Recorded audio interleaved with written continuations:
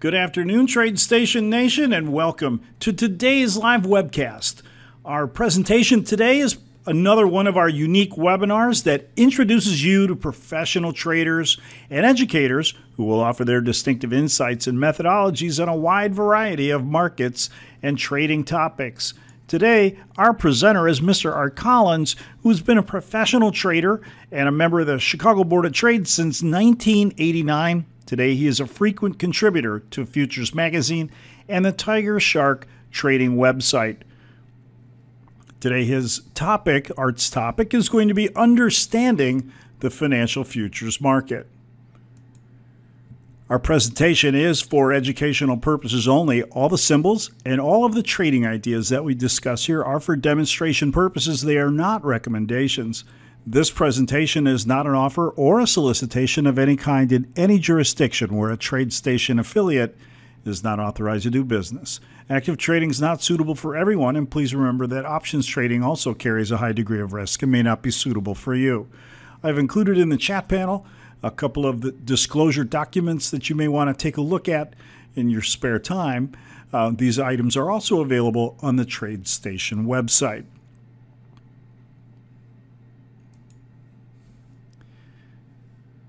So our presenter, Mr. Art Collins, is available to us today, and we're very happy to have him. He's been an author for many years. He's written 3 books, I believe, and some of the topics today I'm certain are going to come from his academic background at Northwestern University and his many years on the trading floor at the Chicago Board of Trade. We're very happy to have him with us today. I want to turn things over to Art Collins right now for our presentation. Okay. Thanks very much. Thank you for joining me, everybody. Right.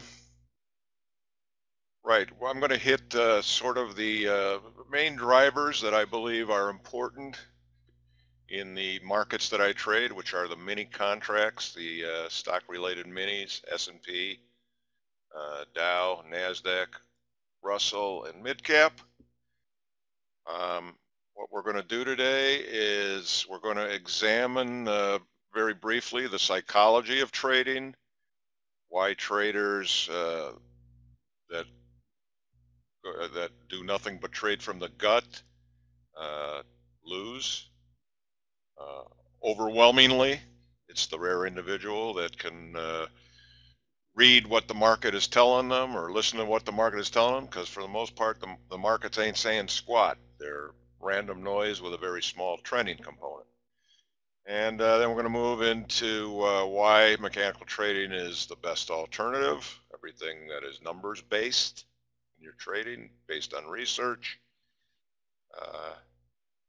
It's more than just churning out good looking numbers, though. You're going to find as you get into this, maybe some of you are advanced, you already know this, that there's a big difference between churning eye-popping numbers and coming up with performance summaries that are robust in nature, that will portend good things for your actual trade.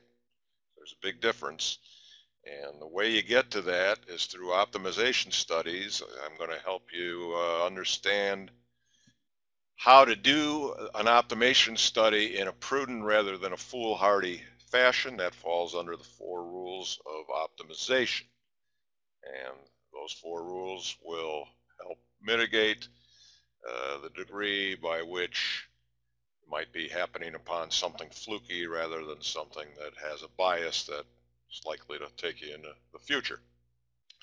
And finally,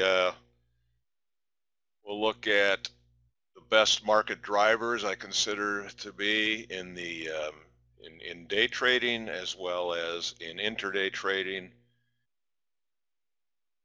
First, though, what I'd like to show you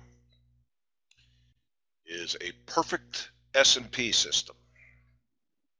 Take a look at this. This is a roughly 13-year study, and I would venture to say, if I could go further back, I went as far as TradeStation data would allow, you would find the same 100% winners, no losers, as you're seeing here. And if you went forward into the immediate future, same result. So what's the problem here? Why are any of us working? Is this some sort of trick? Is this photoshopped? No, this is an actual TradeStation summary. But before you get too excited, I'm going to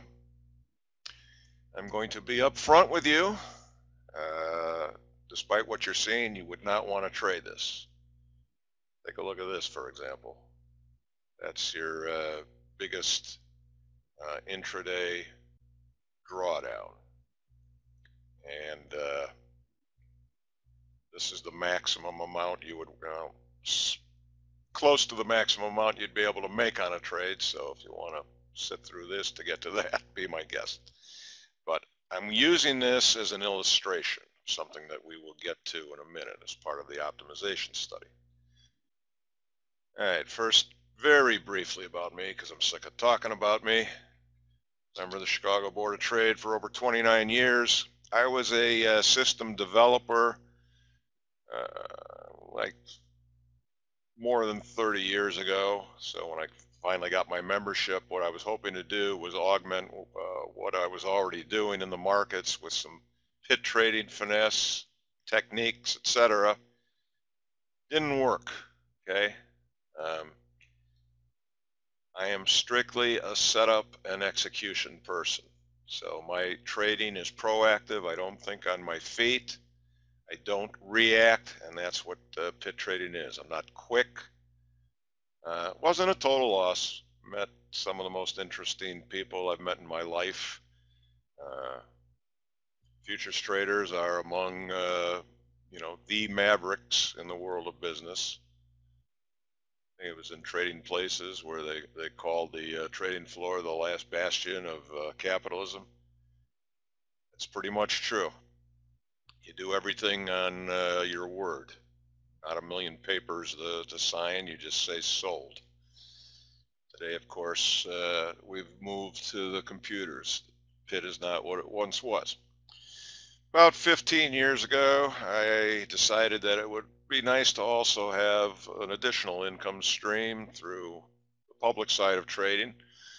I've been an author and a writer my whole life, so I asked the late Bruce Babcock, how do I get into that game? How do I get a reputation? He said, write a book. I said, that's easy. So I did, and I wrote 3 others after that. Appeared in Futures Magazine and most of the major trading publications. And I've lectured across the country and beyond, and done innumerable online talks such as this one. But what I primarily am is a research nerd. The overwhelming majority of my time is spent in TradeStation asking what-if questions and looking for biases that persist, so that I can come up with something in the way of setup execution. If the market does this, what's the likelihood it's going to do that, etc. Now, why trade mechanically? I'm sorry if this is, a repeat for a lot of you, although I can't hear this sort of stuff enough.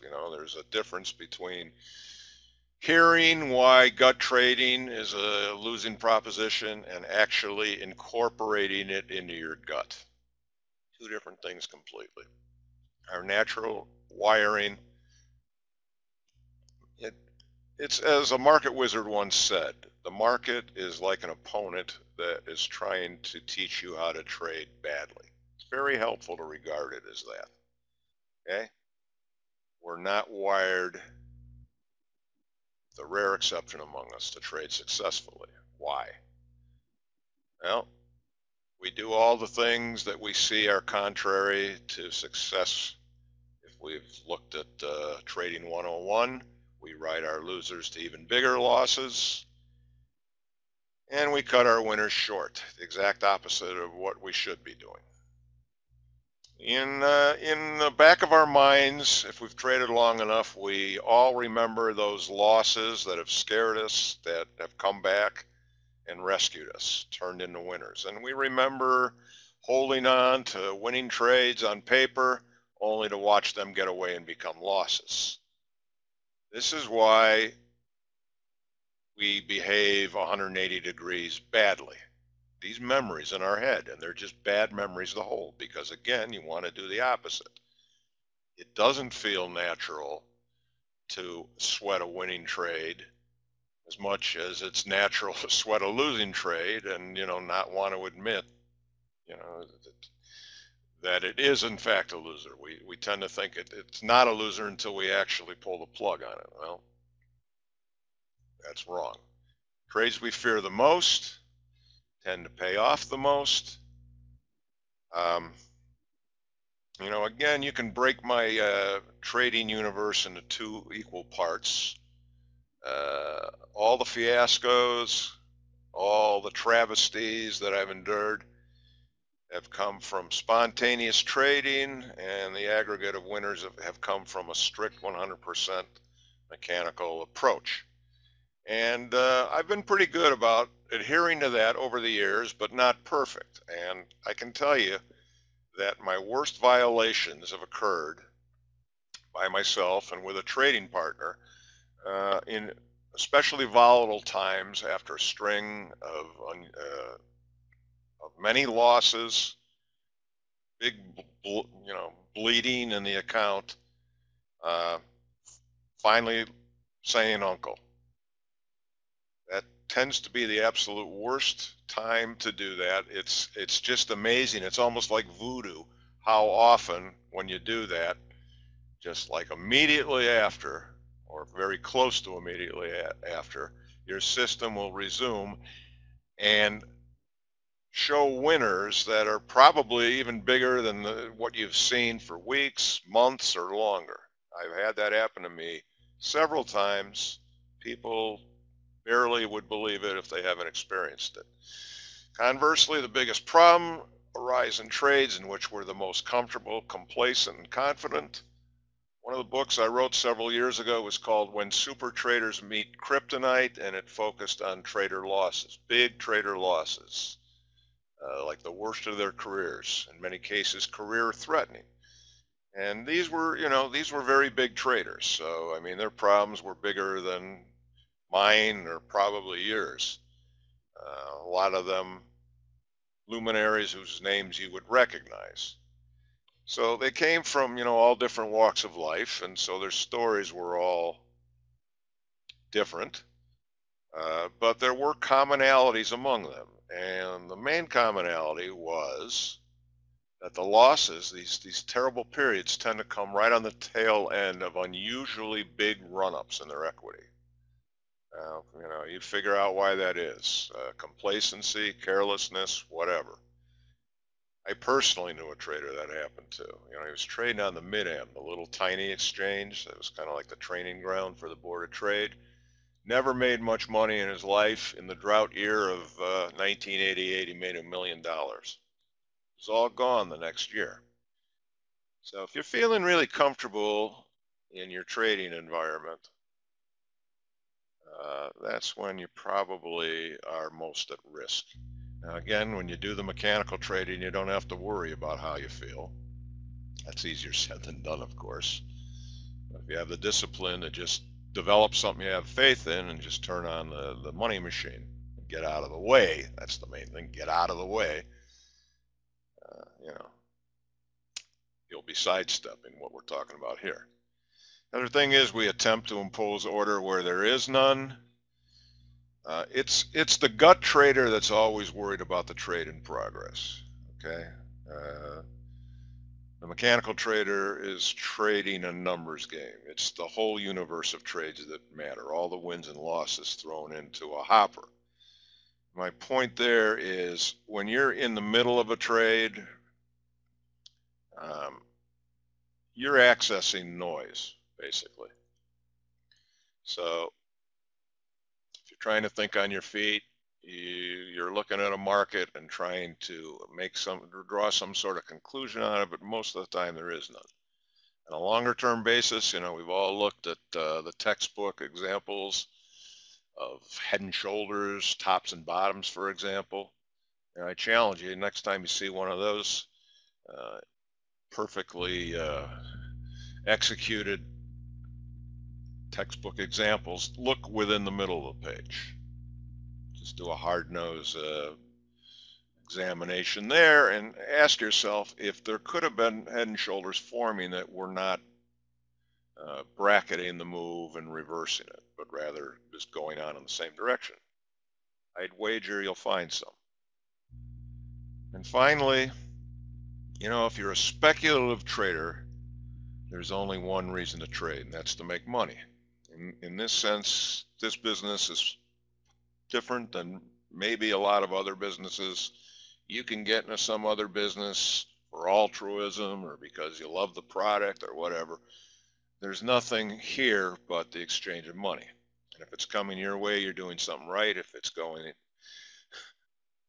everybody else's accounts, obviously you're doing something wrong. So again, gut traders are focused only on the trade in progress, which is almost exclusively noise. This is down to just statistics. A single trial means nothing, all right? But that's what a gut trader is focused on. Can I squeeze this trade a little more, or is it giving me all that it's going to give? What about this loss here? Where do I cry uncle? Since most people are neither systematic nor mechanical, but rather trade according to whatever whim strikes their fancy at the moment, you don't want to do that, which majority of people are doing, if you don't want to be part of that huge loser pool. So why mechanical trading? Well, again, it's a numbers game that is increasing your odds by increasing your focus to the entire universe of trades. Many trials added together. And in most cases, what we're uncovering is very small edges that will work over a sheer number of trials, not unlike Las Vegas.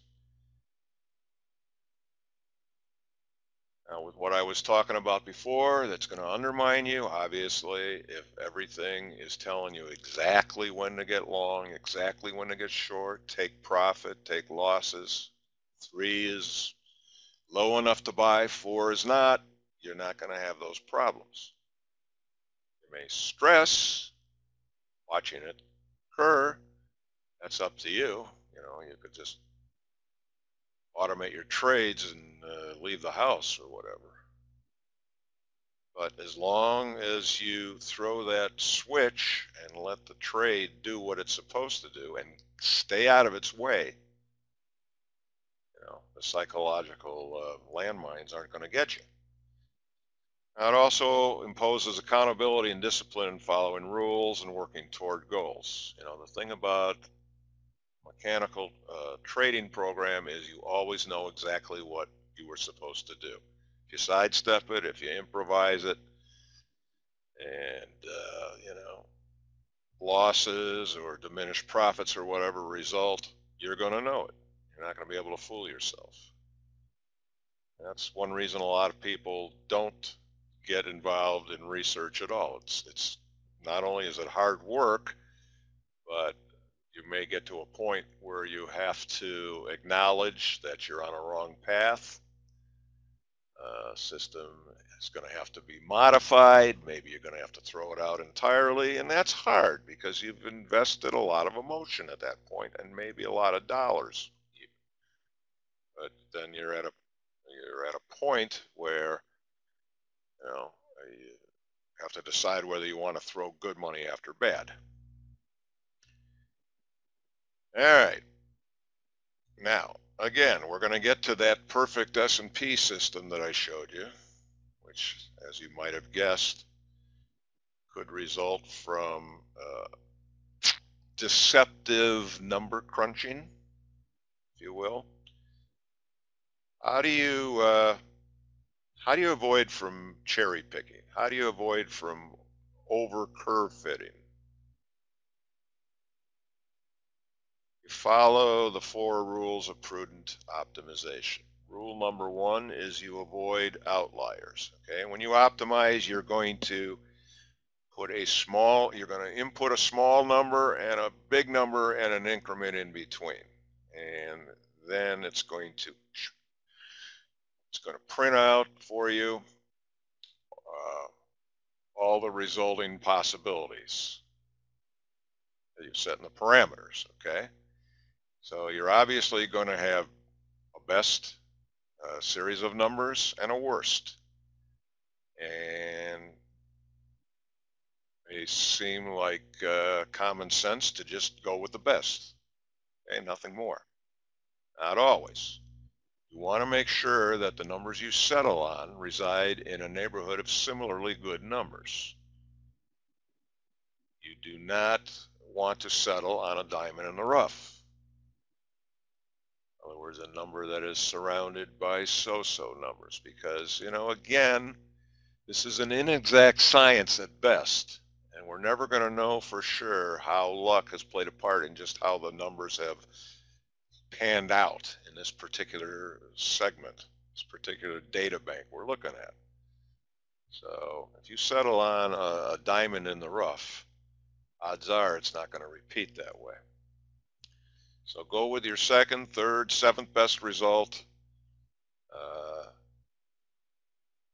If that's what it takes to get you in with a decent number that's in a surrounding field of decent numbers. All right, second rule, robustness. This falls under the heading of more corroboration is always better than less, okay? First thing is I trade, again, the stock-related index mini futures contracts. I know they have peculiar market characteristics that I wouldn't expect to find in any other market sector.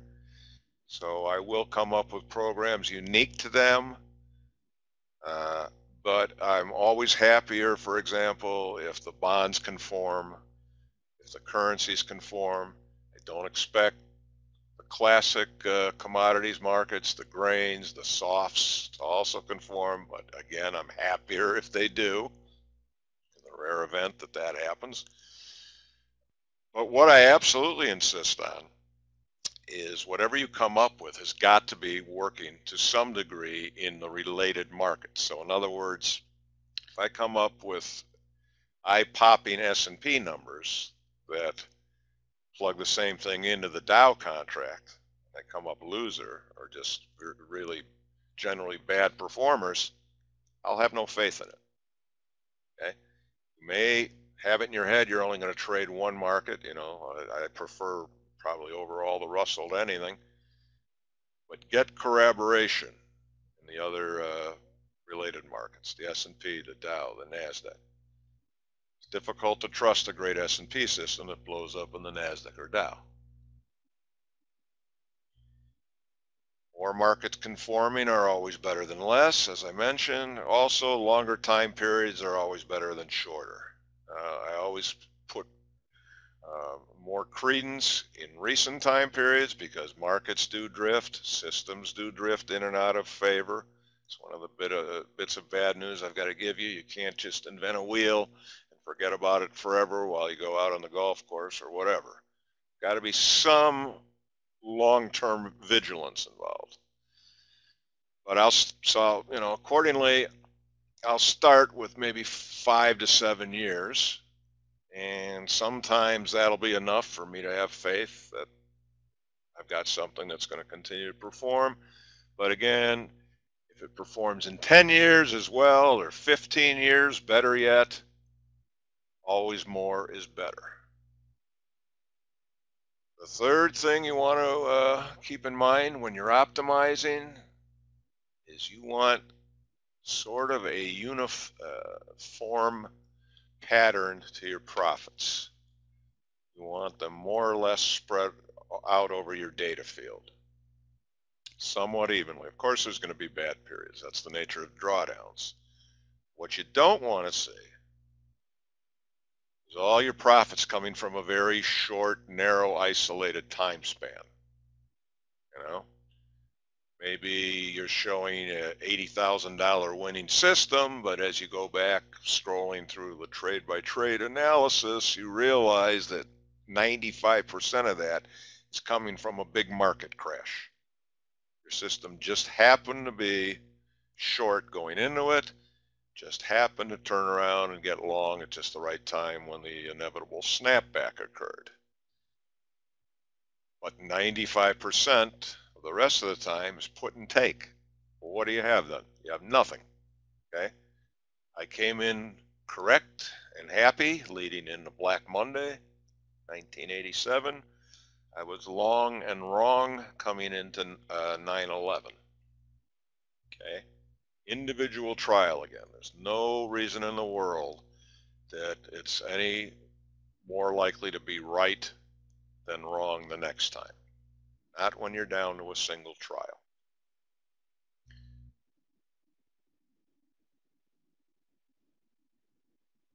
So you're looking for an overall long-term numbers game, not any isolated trade or any isolated period. All right, before we get into Rule 4, we're going to go back to the perfect S&P system as an example of what Rule 4 is and why it's important.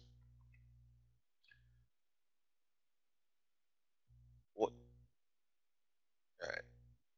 By way of that, I'm going to just totally disclose this system, and if you still think it's as good as it looks, knock yourself out. I'm giving you the rules. Here's how it works. If today's close is lower than any of the previous 30 closes, we're looking at daily bars, day sessions only, although I guess it wouldn't matter if you use 24-hour bars. You'll see why in a minute. Anyway, today's close is the lowest of the last 30. Buy the next market open.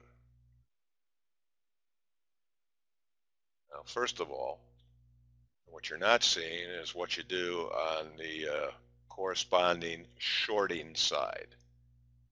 So right off the bat, this is a charlatan system. There is not any time ever that I will trust a system that is long side weighted or short side weighted. My signals have got to be absolute mirror images of each other. Okay, whatever you do on the long side, you do on the short side in reverse. So this is your first clue that something fishy's going on. Buy only. Exit at the entry price plus 6 points of profit. Okay, mini S&Ps. Point is worth $50, so that would be $300. Shooting for $300 profit as long as it takes, as many days as it takes. Okay, are the red flags like really going up yet?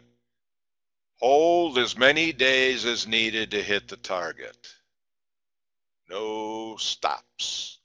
So that's how you get your $29,000 losing trade so that you can eventually go on and book your $300 winner. Now you see, this system was jerry-rigged to fit the characteristic of the stock market, which has been a 45-degree angle up from the beginning of time, pretty much. Harrowing counter moves, crashes notwithstanding, the market has pretty much marched up forever. As my late partner would say, and it'll keep doing it until it doesn't. Maybe it always will. But who knows how long you had to hold some of those losing trades waiting for the winner to bail you out, right? I mean, what if you would have gotten involved in 2008? So, as you get to be my age too, you realize you don't have all the time in the world to wait it out. So it's a silly system, okay? Deliberately silly. Here's the point about that, though. You can get deceived in your research by much more subtle things that you're not going to catch easily. Now, would the first 3 rules of optimization have caught this? Well, rule number 1 is when you're optimizing, let's say in this case, looking at the 30 days I set out there, how would it have worked for another number of days? Well, between 1 and 40, you still had nothing but winners. 100% winners. So rule number 1 wouldn't have caught it. Make sure your numbers reside in a neighborhood of surrounding good numbers. The whole neighborhood is good numbers, right? Rule number 2, make sure that TradeStation, add it again. Make sure that closely related markets are upholding your concept. Well, here's your Dow, okay, over the same period. Again, 100% winners, no losses. And your NASDAQ, same deal.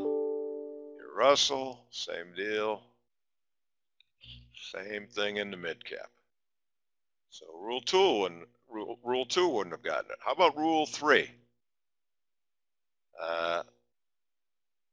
That your winners can't be coming from just a narrow time frame in your data field. Well, your entire data field is winners. So rule 3 wouldn't have caught it either.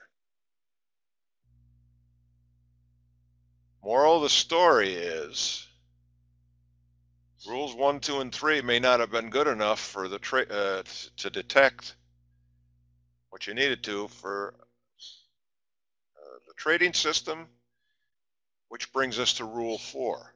Understand your drivers. Now, I wrote a book entitled Market Beaters, which was another set of interviews, this time with mechanical traders. And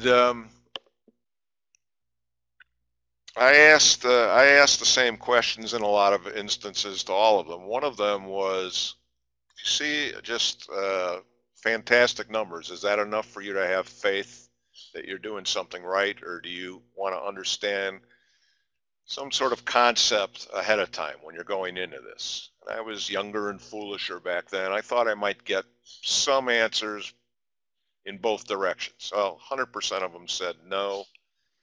They would want to test for something they know or believe to be true about the markets, okay?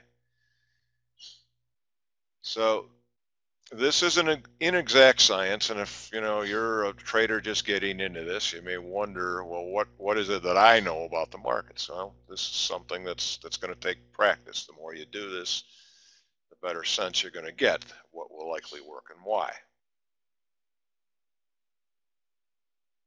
But you need to have some idea of what is likely to work in the markets so that you don't fall for something silly or something hard to see. All right, so let's move on to something else. I'll show you some concepts that generate profits. Maybe you put them in your own lab. You'll be able to tweak them into bona fide systems. Let's start with day trading, okay, which is kind of the focus I'm at now. I used to be a intraday trader when I had a trading partner. I'm getting ahead of myself there. We'll get to that in a minute. Day trading. Assertion number 1. You are statistically better off going with the trend than against the trend. This is more true than it is in intraday trading. Because in intraday trading, stock-related markets have a tendency to revert to the mean. They have a tendency to back off of overextended buy-sell levels, long-short levels, and raid stops, and do all kinds of hairy things on a counter-trend basis. A day trade basis,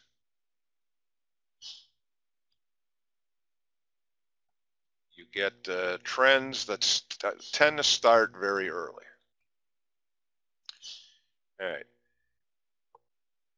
Using 5-minute bars in the E-mini S&P 500, buy if the low of the bar is above the daily open. Okay, I'm going to show you this by way of illustrating my first point, that you want to be going with the trend rather than against it. All right. If If the high of the bar, the entire bar, is below the daily open, then that is a short signal. Obviously, these longs and shorts aren't going to happen on the first bar because the first bar is going to touch the daily open, but anytime thereafter, you have a bar completely above the opening line, be a buyer. Once it switches and you have a high that's underneath the open, go short, keep doing that all day long. And again, I'm not saying that I'm handing you a system here. I'm just saying I'm going to show you a bias that supports the contention that you want to be going in the direction of the trend. Right? Remain in the trade till you get a reverse signal, and you're always out of the trades on the close. And this is what it would have yielded.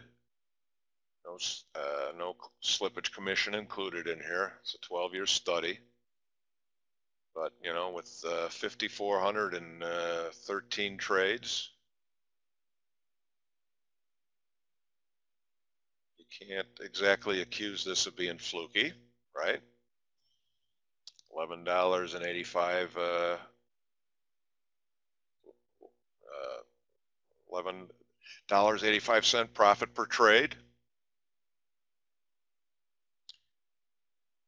This figure is what your account would have increased on a percentage basis had you started with your worst drawdown amount, in this case 16,000. So from 16 to 64 represents an increase of 396%. Okay.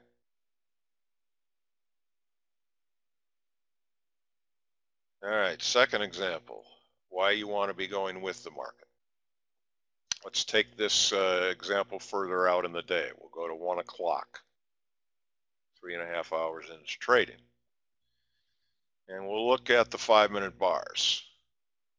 And we'll assign a +1 value if the bar had a higher open to close and a -1 value. If it had a lower one, we'll add them together. I think that would be 54 bars at 1 o'clock if we're using day session only. Day session, by the way, is 8:30 a.m. to 3:15 p.m. Central Time. So if more of the bars had higher open to closes, that'd be a buy. If more of them had lower, that would be a sell.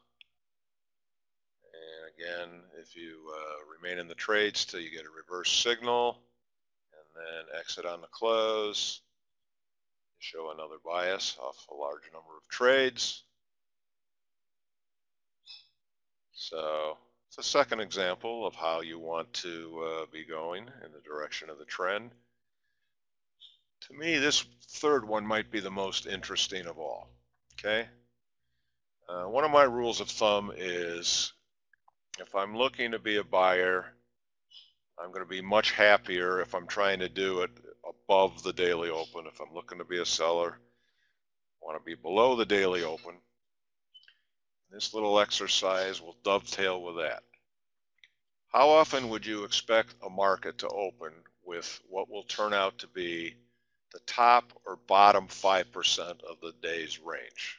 After the day is all settled, completed, you look back at where the opening was, how often would you expect it to see either in the top 5% of that range or the bottom 5? 10% of the time, right?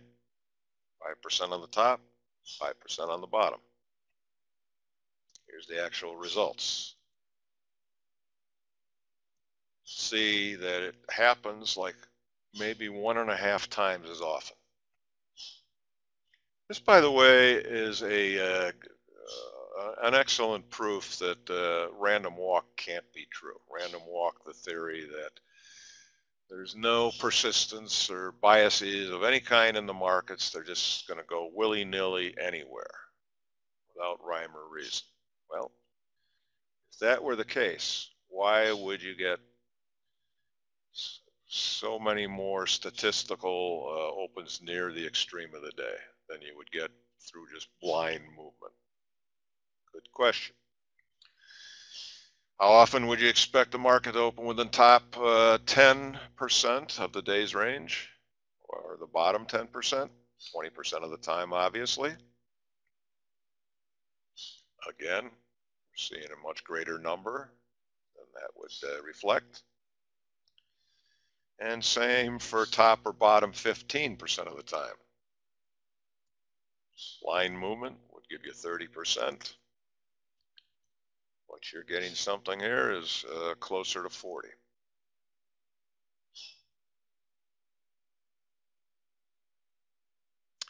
Second assertion is not only do you want to go with a trend, you want to go with it as quickly as possible. How do you establish what it is? You know, that's the rub of your research, okay? Not a cut and dry answer, but that's the ideal you're shooting for. So an example of an early entry strategy, we're always going to enter long or short at 8:45 in the morning, 15 minutes into the trading session. Okay, looking at 5-minute bars, day sessions only, no Globex. 8:45 a.m. If all three 5-minute bars were higher closers, if all three 5-minute bar closes rather were higher than the daily open, you buy. If at 8:45 all three closes were under the daily open, you sell short. And then what I'm going to show you is an optimization study of the exits, the time of day you would exit. So remember, we're entering all trades at 8:45. This optimization gives you 10 o'clock exits, 11 o'clock, 12, 13 means 1 o'clock, 14 is 2 o'clock, 15 is 3 o'clock. Markets actually close at 3:15, but since we're doing an optimization study with an increment of 1, it's easier to just make it 3 o'clock. Okay, you see that in the S&Ps, winners, winners, winners, winners across the board. On this study, I'm including $5 round turn, slippage, and commission. So, we have average trade here, or did I eliminate that for some reason? Oops. Oh, here it is. Yeah, so these figures are over and above that. Okay, get the same unanimous results in the NASDAQ.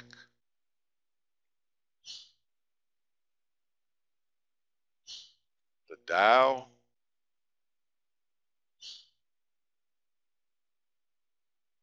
Russell. And mid-cap. Okay. Again, you're not looking at a bona fide system. This thing would need work, but if you're following this principle, you're going downstream, and if you're fighting it, you know, you're fighting the current. All right. And before I forget, I just want to go over this return on account one more time. TradeStation will let you optimize for a variety of statistics. The obvious one would be what is your best net profit.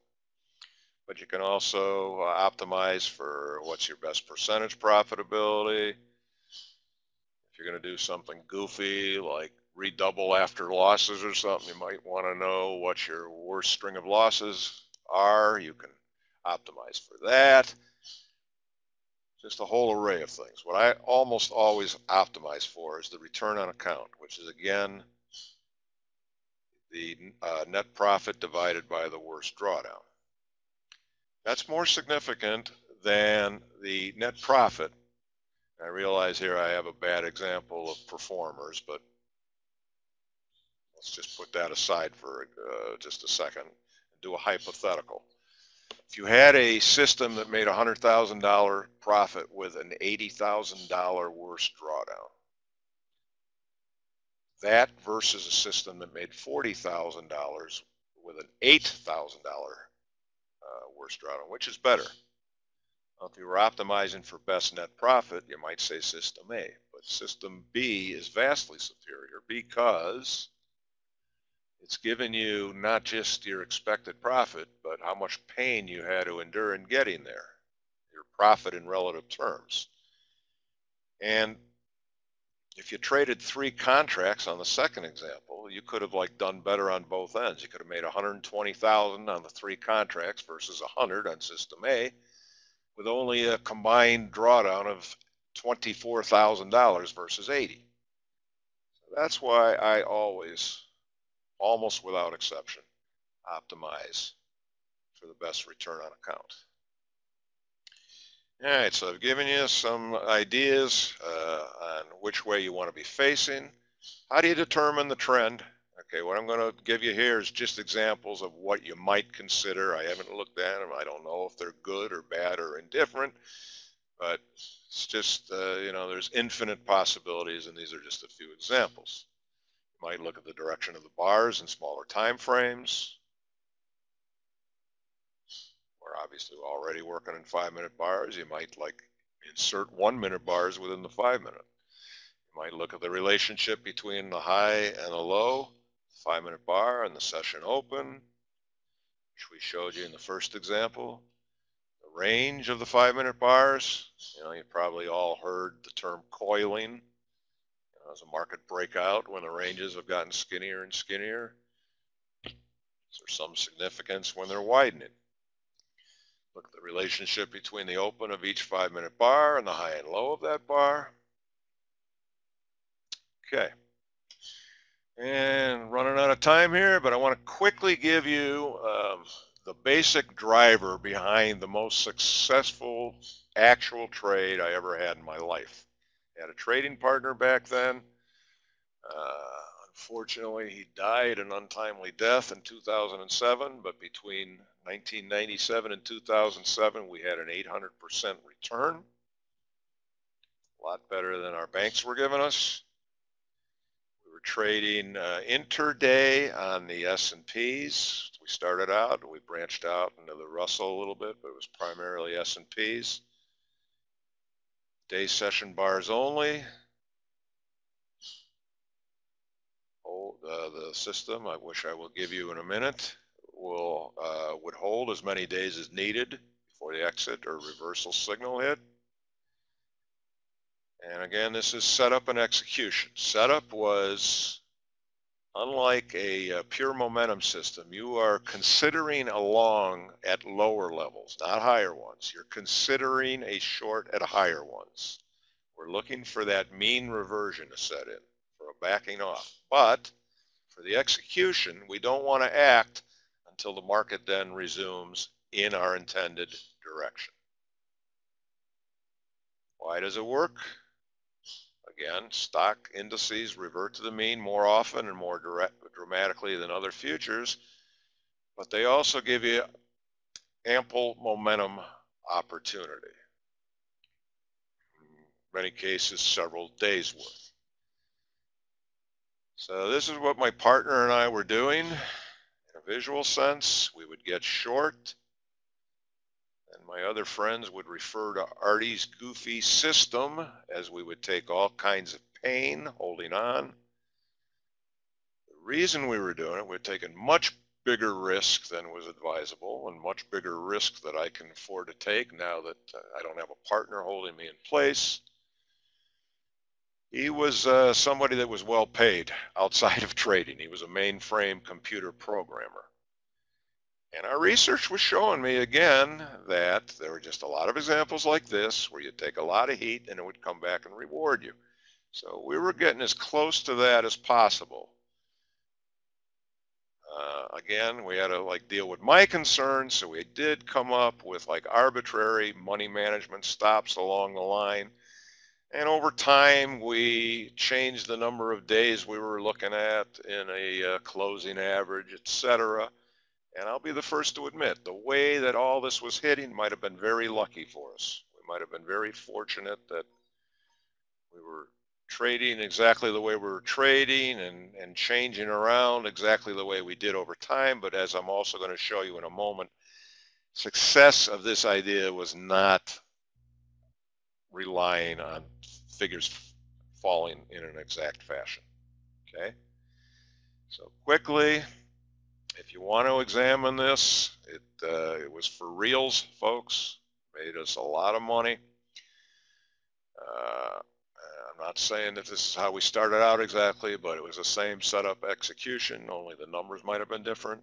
What seems to be working really well these days is if the close is under the 8-day closing average, including today, by the way, then buy the next daily open plus 33% of the average 3-day range on a stop. If the close is above the 8-day closing average, then sell short the next daily open minus 33%, the average 3-day range on a stop. Now again, we used arbitrary exits. So problem would mean reversion, okay? Because, you know, if you're using money management stops, it's arbitrary, it's not coming out of organic movement of the system. But in this particular case, even if you have an arbitrary exit, your system your signal rather that you're wrong in is going to be ever more insistent the more wrong you are. So it'll be telling you to enter on the next day at a move off the opening. And if it falls short of that level, you know, then you'll get it the next day. So that was the problem that we had to deal with. And that's one reason why I can't give you the exact methodology of what we did over that 10-year period. You know, aside from that, you know, if you think that you're going to go to a lecture and get handed something that made 800% for free, you know, maybe you're not that serious in your own market aspirations, but couldn't even if I wanted to. That's the point. All right, so using the 8-day with the 33%, going back to 2000, or as far back as TradeStation will take you. Some of these markets, I believe, might have opened after 2000, particularly the mid-cap. But, you know, just do your settings as far back as you can go to 2000. Before that, if you want, if you can. And this is what hopefully you'll come up with. I've noticed it's never exact from one analytical time frame to the next, but should be very close. As always, I encourage you to check me. This is what you would have gotten. Again, primarily S&Ps were our market, and this reflected it. Over 1,000% return on that initial $13,000 investment, which reflects the maximum drawdown. Other markets not quite as good on a return on account basis or net profit basis, but certainly corroborating, okay, especially the NASDAQ. But again, as lucky as we were, it was not totally dependent on us having the exact number of days in that average closing, in that closing average. This is a optimization study from 3 to 10 days. You see that from 5 up, you would have had very comparable results in the S&P. And it wouldn't have mattered that much if we were using that 33% idea or some other variation. This is from 15% to 50% of that 3-day range. And you can see again, just winners throughout. So the concept is valid. The concept is robust. I invite you to make a system out of it. Again, your biggest problem is working around your exits. How do you exit when the mean reversion signal is being more insistent the more wrong you are? All right, so we'll wrap it up with some takeaways here. Mechanical trading sidesteps the psychological pitfalls that undermine nearly all of us. It's much easier to haphazardly generate eye-popping numbers than robust summaries that hold promise for your actual trade. The risk of curve fitting is reduced by following the 4 rules of optimization. For day trading, going with a trend is better than fighting it. Finding the trend early is better than late. Your early trades are more reliable than your later ones. It might be very prudent to stop trading at 11 or 12 o'clock, but I'll let you find that in your own research. Okay, the stock-related mini futures, if we're talking intraday trades, revert to the mean more often and more violently than other markets in a more pronounced fashion. You should enter trades in your intended direction, though, with entry, buy, and sell stops. So I don't think I mentioned at the top that my most recent book, Beating the Financial Futures Market, has just been re-released. You can get it on Amazon or at artcollinstrading.com. I've also just released an almanac that's an 11-year study of how those systems have done in real time. Obviously, it's virtual real time, occurring after the signals were already in place. You might find that kind of exciting too. It's not book length, the second thing that I'm talking about here, but I'm charging a small amount accordingly. You can get those two on either Art Collins Trading or Amazon.com. Just look for Beating the Financial Futures Market. Both will